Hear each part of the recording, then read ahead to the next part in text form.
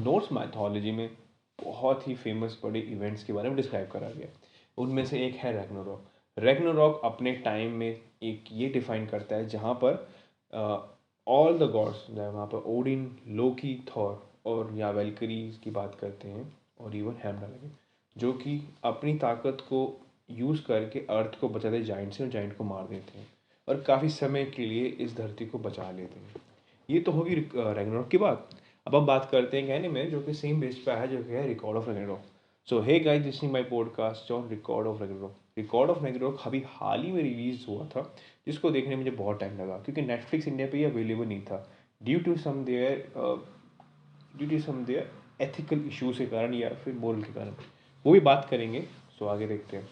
Record of Ragnarok की story में हमें बताया जाता है जब ह्यूमैनिटी का बोझ या फिर ह्यूमैनिटी की करतूतें बढ़ जाती हैं, तो भगवान डिसाइड करते हैं हर एक सिविलाइजेशन के, India, China, Greece, mythology, Norse mythology, सारे डिसाइड करते हैं कि अब हमें इन्हें ख़त्म कर देना चाहिए। अब हमें ह्यूमैनिटी को ख़त्म कर देना चाहिए, रैग्नारोक को बुलाना चाहिए, सब कुछ ख़त्म कर देना चाहिए। इस बीच वैलकरी, जो कि नॉर्स माइथोलॉजी में बहुत ही प्यारी और एक मतलब उनका कैरेक्टर बहुत ही अच्छी तरीके से डिफाइन करा गया है। उनको बहुत अच्छी उपाधि भगवान तरह दी गई है, उनके पास काफ़ी देवी शक्तियाँ हैं। वो चाहती हैं कि नहीं, ह्यूमैनिटी रहनी चाहिए ताकि उनकी गॉड की वर्शिप हो पाए और ह्यूमैनिटी चलते रहना चाहिए। क्या ये चीज़ें हो पाएंगी, नहीं हो पाएंगी? इस बीच वो डिसाइड करते हैं कि इस चीज़ को रखने के लिए हम ह्यूमन वर्सेस गॉड को भिड़ाएंगे, जो कि इम्पॉसिबल था। गॉड तो हमें जीते, पर ये कुछ दिवस था। हमें फर्स्ट सीजन में जहाँ पर Adam versus Zeus, Thor versus क्वीन बिन, मतलब फेमस एक लाइन बिन, और उसके बाद हमें काफ़ी कैरेक्टर मिले थे। पोसाइडन का हार ना देखने को मिला था, वो बहुत अच्छा था कि जिस तरह से उसे कैरेक्टर आग दिखा रखा था, बल्कि ईगो और सेल्फ सेंटर उसको हराना ज़रूरी था। इस सीज़न में हमें दो फाइट देखने को मिलती है जो कि बहुत लंबी थी। हरकुलिस वर्सेस जैक रीपर और शिवा वर्सेस रेडन टामोमम, जो कि एक जापानीज सुमो रेसलर था। उसका आज तक का रिकॉर्ड रहा है कि उसकी मसल्स बहुत परफेक्ट थी और बहुत पावरफुल थी। पहले के पहले एपिसोड में हमें हरकुलिस वर्सेस जैक रीपर दिखाया जाता है और सीरीज़ की शुरुआत वहीं से जहाँ से ख़त्म किया गया था। हमें एंड के सीन में हरकुलिस वेलकरी की जो बींग थी वो हरकुलिस से मिलती हुई दिखती है, और ये बात करते हैं कि आगे का मैच क्या होगा। और वेलकरी जो मेन सबसे बड़ी वेलकरी होती है, वो हर एक ह्यूमैनिटी को रिप्रेजेंट करने वाले आदमी को एक डिवाइन वेपन देती है। जो भी वेलकरी सूटेबल होती है वो अपनी अपनी पावर और आदमी को देती है ताकि वो उस लेवल तक आ सके, और ये चीज़ पॉसिबल भी थी। क्या हमें फर्स्ट एपिसोड्स की जो 1 से लेकर 5 के आसपास हमें Jack the Ripper versus Hercules की फाइट दिखाती है, जहाँ पर हमें हरकुलिस का पास दिखाते हैं कि वो कितना ब्रेव था।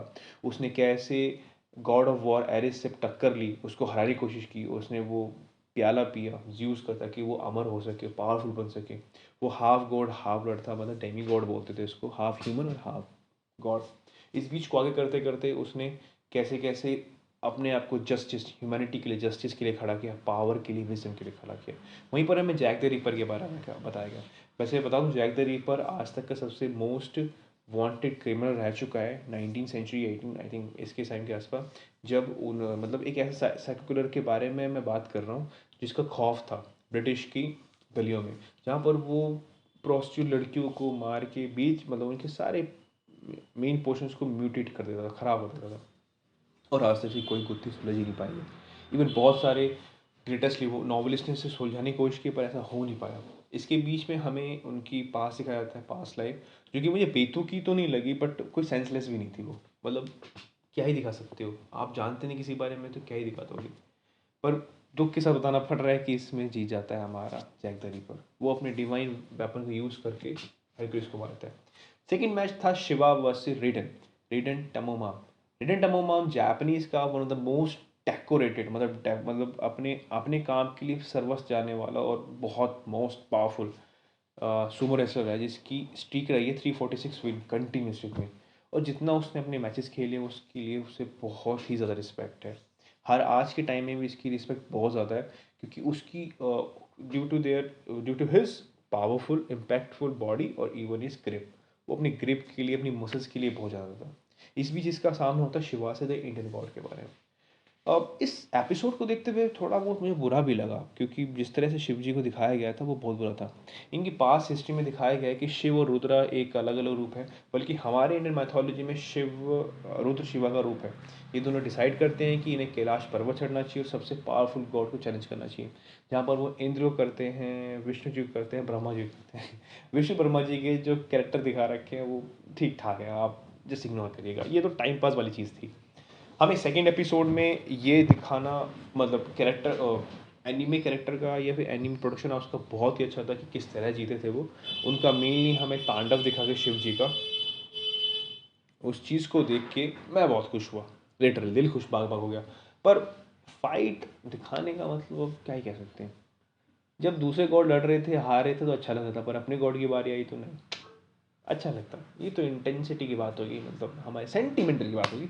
पर खैर सीरीज़ ओवरऑल बहुत अच्छी है, आपको फर्स्ट ही सीरीज से स्टार्ट कर देना चाहिए कि तभी आपको उस लिंक करने का, क्योंकि जो चीज़ें हमें यहाँ पर कुछ लिंकअप तो नहीं जोड़ रखा सेकंड पार्ट में, बट कुछ कुछ कैरेक्टर ऐसे हैं जिसको आपको जानना ही पड़ेगा। वेलकरी होगी, एडम्स हो गए, ज्यूस हो गया, उनके बारे में जानना पड़ेगा आपको। तो you have to first watch first episode, मतलब फर्स्ट सीरीज, उसके बाद आइए। खैर इसका बैन इसलिए है नेटफ्लिक्स का इंडिया के अंदर, क्योंकि ड्यू टू देयर, जैसे हमारे इंडिया शिव भगवान को दिखाया गया है कि वो ऐसे नहीं है, बहुत पावरफुल है, अनंत काल के लिए पावरफुल है, जिसके लिए समय ही परे है, तो उसे कौन ही मार सकता है और कौन ही उसे रोक सकता है। तो उस चीज़ को देखते हुए उन्होंने चीज़ों को, मतलब ये बताने की कोशिश की है। तो इसलिए इसी कारण से जब सेंटिमेंटल शिवजी पे आएगी तो इसको बैन करना पड़ा इंडिया में। खैर इस सीरीज़ को ज़रूर देखिएगा, इसको प्यार दीजिएगा, और ऑब्वियसली बहुत अच्छी सीरीज़ है एक्शन पैक एनिमेज लवर्स के लिए।